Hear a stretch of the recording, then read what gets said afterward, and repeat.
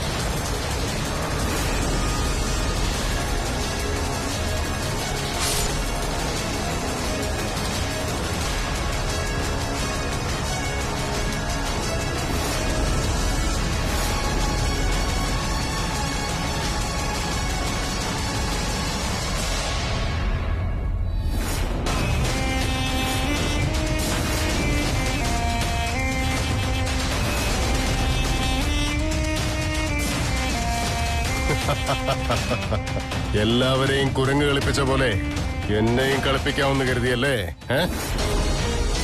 ഏയ്, എല്ലാവരെയും പറ്റിച്ചു കളയാവുന്നുള്ളൂ നിന്റെ വെറും തോന്നൽ മാത്രമാണ്.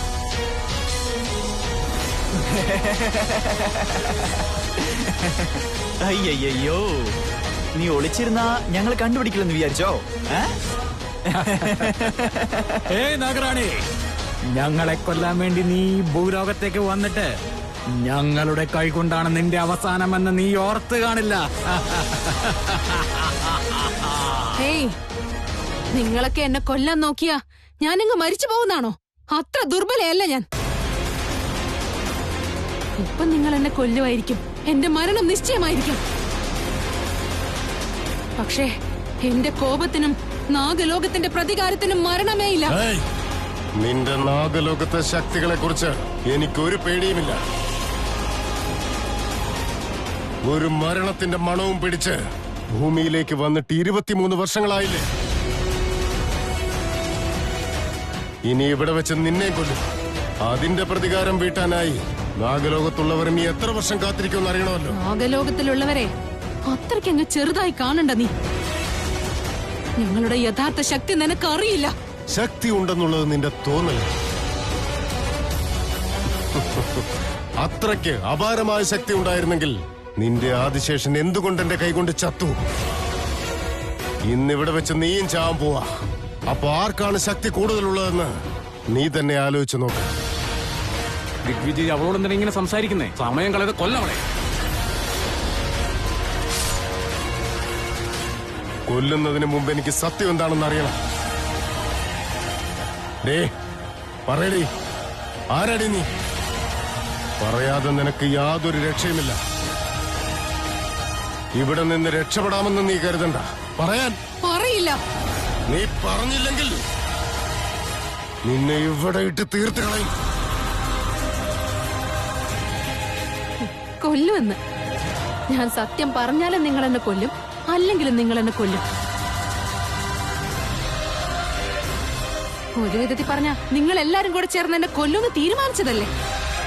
എന്നാലും ഞാൻ സത്യം പറയില്ല. മുതലാളി, ഇവളോട് ചോദിച്ച ഒന്നും പറയില്ല.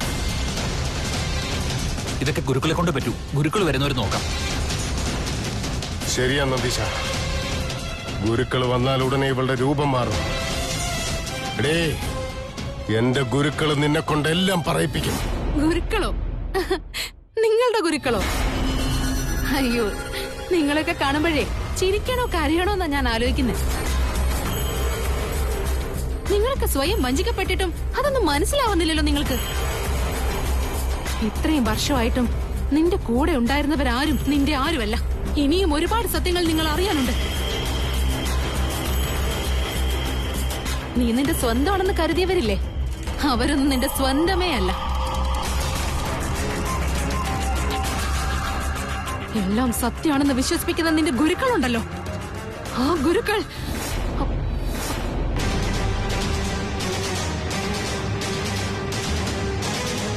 ഗുരുക്കളെ, ആ ഗുരുക്കൾ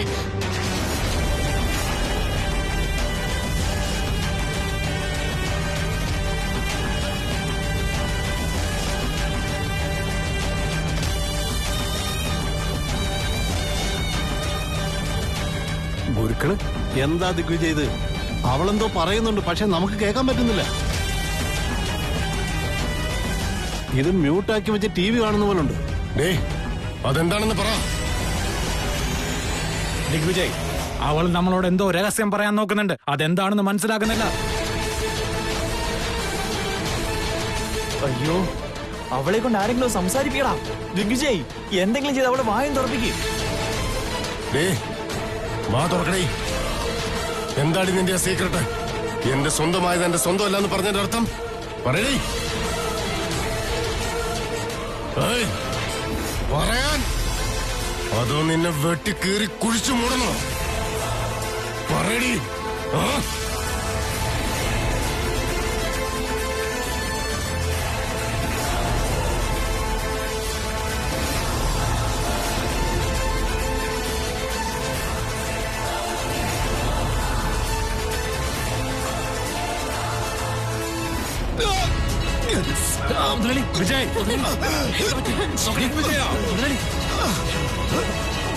ഭയപ്പെടണ്ട, ഞാനിവിടെയുണ്ട്. ഒന്നും സംഭവിക്കില്ല.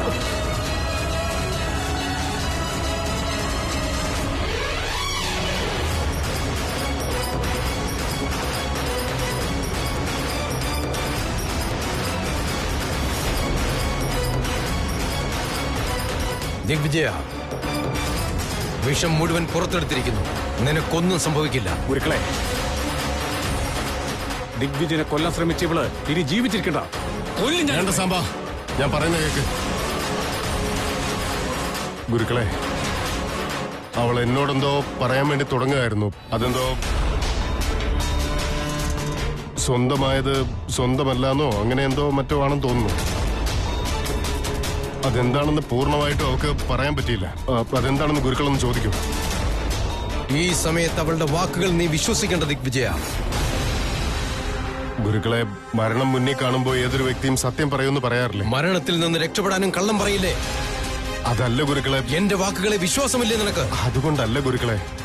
അവളെന്തോ പറയാൻ വേണ്ടി ശ്രമിച്ചിരുന്നു. അതെന്താണെന്ന് അറിയാനുള്ള ആകാംക്ഷ കൊണ്ട് ഞാൻ ചോദിച്ചു പോയത്. അതിനൊന്നുമുള്ള സമയമല്ലിത്. ഈ നാഗത്തിനെ ഒരു പാഠം പഠിപ്പിക്കേണ്ട സമയമാണിത്. എന്തായാലും അവളുടെ മരണമുറപ്പായി. പക്ഷേ അവളുടെ യഥാർത്ഥ രൂപം എന്താണെന്ന് അറിയണം നമുക്ക്. ഇവൾ വാക്കിലൊതുങ്ങുന്നവളല്ല, മന്ത്രശക്തിയിലെ ഒതുങ്ങൂ. അവളുടെ യഥാർത്ഥ രൂപം ഞാൻ കണ്ടുപിടിച്ചിരിക്കും.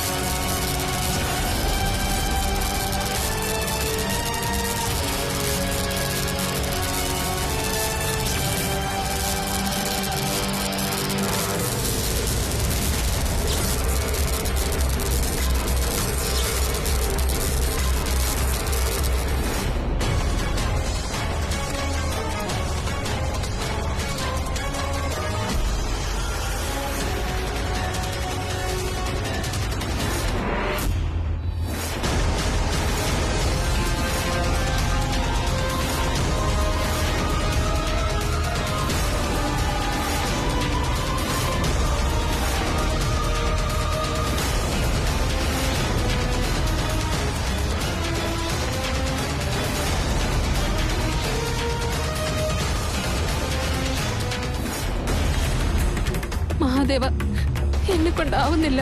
ഞാൻ തോറ്റു പോകുമെന്നാ തോന്നുന്നത്. എന്തെങ്കിലും ചെയ്ത് നീലി അങ്ങ് തന്നെ രക്ഷിക്കണം. അവൾ എവിടെയാണുള്ളത്, എന്താണ് അവളുടെ അവസ്ഥ എന്നൊന്നും എനിക്കറിയില്ല. അവളെ രക്ഷിക്കാനുള്ള ശക്തി പോലും എനിക്കില്ല. പാവം നീലി. നാഗമാണിക്യം കണ്ടെത്താനായി എനിക്ക് സഹായത്തിനായിട്ടാ ഭൂമിയിലേക്ക് വന്നത്. എന്നെ ഇത്രയധികം സഹായിച്ച അവൾക്ക് ഇന്നെന്തോ ഒരു അപകടം വന്നിരിക്കുന്നു. പക്ഷേ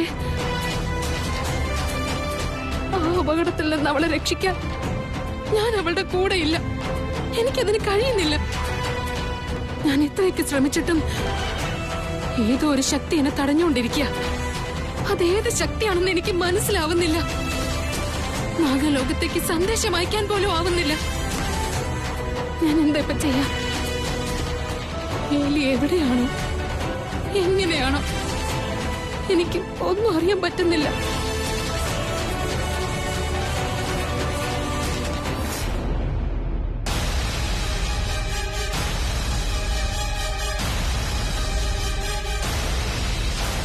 അങ്കിളെ, ശിവാനി ഒരിക്കലും ഇങ്ങനെ ലേറ്റ് ആവുന്ന ആളല്ല. I think this something wrong. ഞാനൊന്ന് പോയി നോക്കിയിട്ട് വരാം. വേണ്ട മോനെ, ഹോമം നടക്കുമ്പോ പകുതി വെച്ച് ഇറങ്ങി പോവരുത്. അത് നല്ലതല്ല. മമ്മി, അതൊന്നും കുഴപ്പമില്ല. ഒന്ന് സമാധാനായിട്ടിരിക്കെ. ഞാൻ പോയി നോക്കിയിട്ട് വരാം. അമ്മ പറയുന്നത് കേക്ക് മോനെ. പൂജക്കിടയിൽ നിന്ന് എണീറ്റ് പോകുന്നത് ശരിയല്ല. അത് നിനക്ക് ദോഷം ചെയ്യും. അങ്കിളെ, ഡാഡി ഒന്ന് കോൾ ചെയ്തേ. അറ്റ്ലീസ്റ്റ് തൃശ്ശൂരിനെ വിളിച്ചിട്ട് എവിടെയാണെങ്കിലും ചോദിക്കേ. മോനെ, ഞാൻ വിളിച്ചോളാം. നീ ടെൻഷൻ ആവണ്ട. അവിടെ ഇരിക്കേ, അവിടെ ഇരിക്കേ. ഹോമം പൂർത്തിയാക്ക്. ഞാൻ വിളിച്ചോളാം.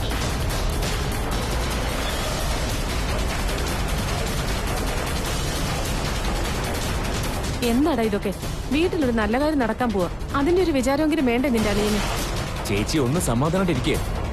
ചേച്ചിയുടെ ടെൻഷൻ കണ്ടിട്ട് അവനും ഇപ്പൊ ടെൻഷനായി. ഇവിടെ നിറങ്ങി അവളെ അന്വേഷിച്ചു പോകും. എത്ര നേരം എന്ന് വെച്ചാ കാത്തിരിക്കുക? കല്യാണം നിശ്ചയിച്ച പെണ്ണല്ലേ. എൻഗേജ്മെന്റിന് ഇവിടെ എത്തിയില്ല എന്ന് വെച്ചാ എന്താ അതിന്റെ അർത്ഥം? വന്നോളും, ഡോണ്ട് വറി. അല്ല ചേച്ചി, ഞാൻ പോയി നോക്കാന്ന് പറഞ്ഞതല്ലേ. ചേച്ചിയാണെങ്കിൽ സമ്മതിക്കുന്നില്ല. വിളിച്ചു നോക്കാന്ന് വെച്ചാൽ തൃശ്ശൂർ ഫോൺ കട്ട് ചെയ്യുന്നു. ഇപ്പൊ എന്താ ചെയ്യാ? ഞാനൊന്ന് പോയി നോക്കിയാലോ?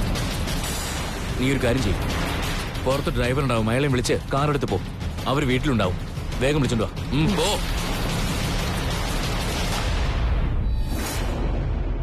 നീയോ? ഗുരുക്കളെ, ഇതെന്താ ഇവള് ശിവാനിയുടെ മാനേജരല്ലേ? ഇവളാണ് നാഗറാണിയെന്ന് എനിക്ക് വിശ്വസിക്കാനാവുന്നില്ല. എന്തൊക്കെയാ ഇത് ഗുരുക്കളെ? അതെ ഗുരുക്കളെ, ഇവള് ഞങ്ങളുടെ വീട്ടിൽ വന്നിട്ടുണ്ട്.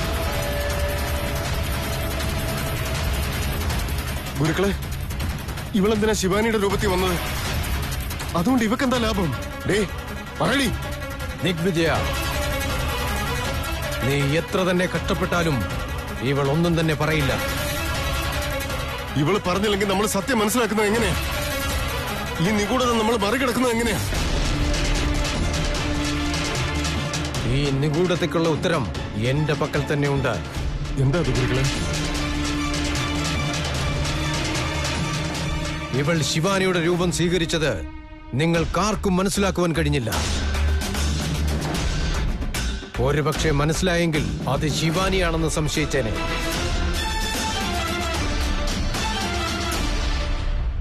പക്ഷെ യഥാർത്ഥ നാഗറാണി ശിവാനിയല്ല, ഇവളാണ്.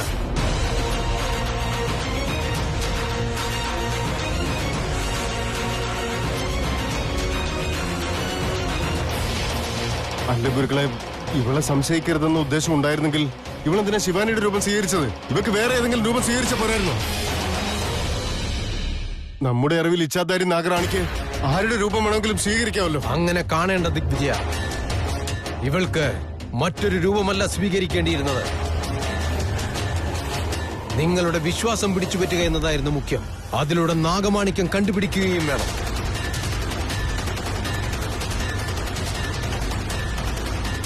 നാഗമാണിക്യം കെട്ടത് ആരാണെന്ന് അറിയണമായിരുന്നു. ഇതെല്ലാം സാധിക്കണമായിരുന്നെങ്കിൽ ശിവാനിയുടെ രൂപമല്ലാതെ മറ്റു മാർഗമില്ലായിരുന്നു. ദിഗ്വിജയ, നിനക്കോർമ്മയുണ്ടാവും, നീയും ശിവാനിയും പരിചയപ്പെടുന്നത് ഒരു സ്ഥലക്കച്ചവടത്തിലൂടെയാണ്. വെറുതെ ചൂണ്ടിക്കാട്ടിയ ഒരു സ്ഥലം ശിവാനി വാങ്ങുകയും ചെയ്തു. നിനക്കും ശിവാനിക്കുമിടയിൽ നല്ലൊരു ബന്ധം വളർന്നു വരികയും ചെയ്തു. ഇവൾ ശിവാനിയുടെ കൂടെ നിന്റെ വീട്ടിൽ കയറിപ്പറ്റി. പിന്നെ ഇവള് ശിവാനിയുടെ രൂപത്തിൽ തന്നെ നിന്റെ വീട്ടിലേക്ക് വന്നു തുടങ്ങി. അന്ന് അവിടെ രുദ്രപൂജയ്ക്ക് വന്നത് യഥാർത്ഥ ശിവാനിയല്ല, ഇവളാണ്.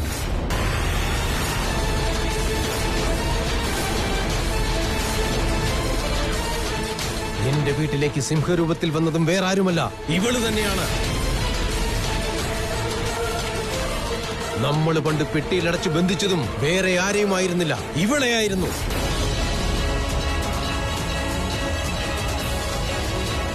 ഗുരുക്കളെ, ഇവൾ അത്രയൊക്കെ ചെയ്തിട്ടുണ്ടായിരുന്നെങ്കിൽ ഇവക്ക് നമ്മളെ പണ്ടേ കൊല്ലാമായിരുന്നില്ലേ?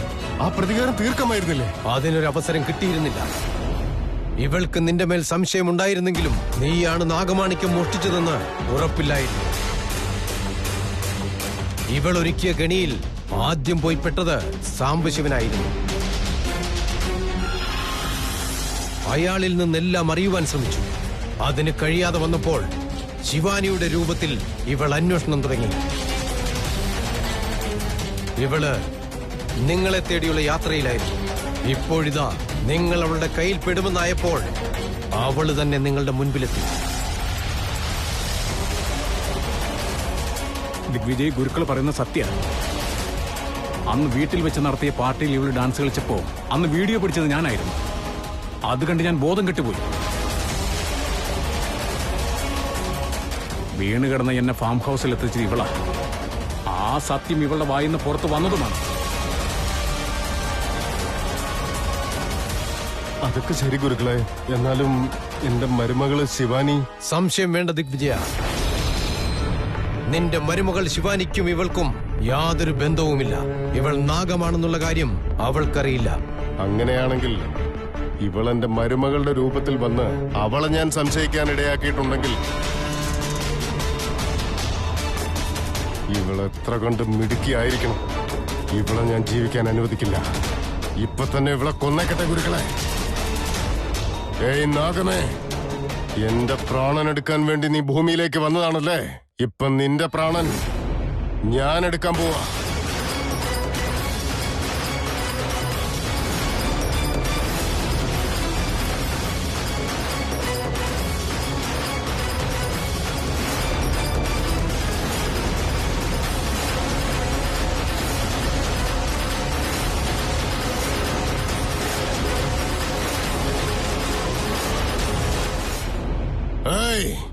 മരണം കൺമുമ്പിൽ കണ്ടിട്ട് നീ ചിരിക്കുന്നോ?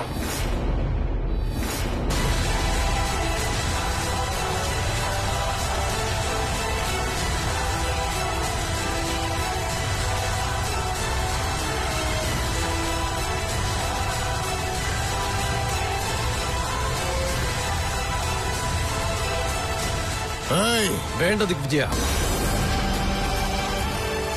ഇവളിനി ജീവിക്കില്ല.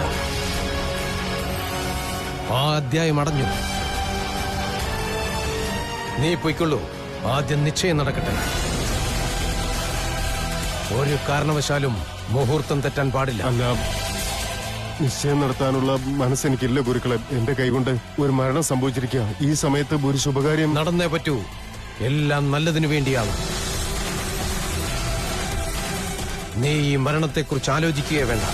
നീ നാഗമാണിക്യത്തെ ആരാധിക്കുന്നവനാണ്. നിനക്ക് യാതൊരുവിധ തടസ്സങ്ങളും ഉണ്ടാവില്ല. പൊയ്ക്കോളൂ. ശരി ഗുരുക്കളെ.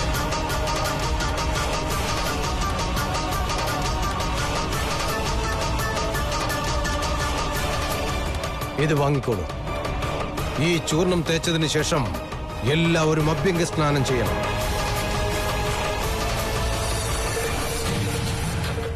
മറ്റൊരു കാര്യം കൂടി, ഈ മരണത്തെക്കുറിച്ച് മറ്റാരും തന്നെ അറിയാൻ പാടില്ല. പിന്നെ 3 ദിവസം ദൈവത്തിനു മുൻപിൽ ധ്യാനമിരിക്കണം.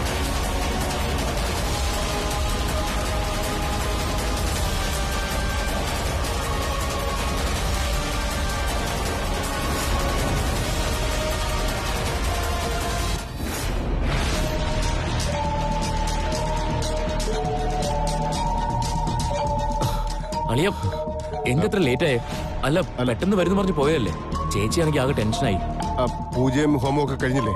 എല്ലാം റെഡിയല്ലേ? ശിവാനിയുടെ മുകളിലാണോ? എന്താ എല്ലാരും മിണ്ടാ നിൽക്കുന്നേ? ചെന്നവളെ വിളിച്ചോണ്ട് വാ. ഡാഡ് അവരിതുവരെ എത്തിയിട്ടില്ല. എന്താ വന്നില്ലെന്നോ? അതെ അളിയ, ശിവാൻ നിശ്ചയത്തിന് വന്നില്ല. ഇതെന്താ കുട്ടികളിയാണെന്ന വിചാരം? മുഹൂർത്തത്തിന് സമയം കഴിയാറായിട്ടും കല്യാണ പെണ്ണ് വന്നില്ല എന്ന് വെച്ചാൽ എന്താ അർത്ഥം? തൃശ്ശൂര് വിളിക്കാൻ പോയിട്ട് അവനും എത്തിയിട്ടില്ല അളിയ. ഫോൺ ചെയ്തിട്ട് കിട്ടുന്നുമില്ല. ഇപ്പൊ അവനെ അന്വേഷിച്ച് മധുമതി അങ്ങോട്ട് പോയിട്ടുണ്ട്. ഒന്ന് ഫോൺ ചെയ്തിട്ട് എവിടെയാണെന്ന് ചോദിക്കും. മധു വന്നല്ലോ. മധു, ശിവാനി എവിടെ? കണ്ടില്ലല്ലോ. എടി, നിന്നോടല്ലേ ചോദിച്ചത്? അതെ, ആ വീട്ടിൽ ശിവാനി ഇല്ല. വീട് പൂട്ടിക്കിടക്കുക.